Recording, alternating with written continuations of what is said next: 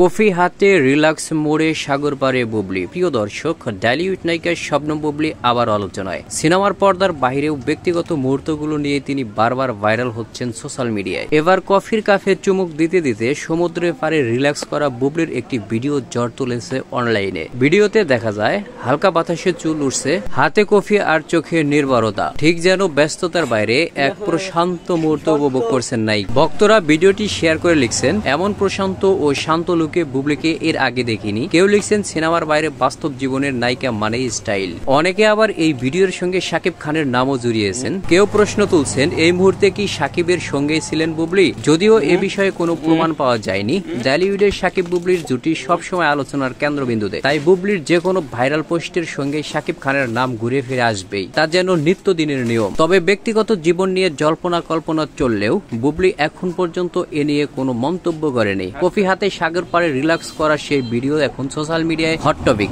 বুবলি ভক্তরা একে বলছেন সাধারণ মুহূর্তকেও বিশেষ করে তোলার শিল্প। শাকিব বুবলির জুটিকে ঘিরে যত গুঞ্জন থাকুক না কেন, ভক্তদের চোখে বুবলি এখনো আভিজাত্য আর তারকা খ্যাতির অন্য নাম। তো প্রিয় দর্শক, সাগর পারে কফি হাতের বুবলির এই ভাইরালকৃত ভিডিওটি আপনার কাছে কেমন লেগেছে? আপনার মন্তব্য জানিয়ে দিন ভিডিওর কমেন্ট বক্সে।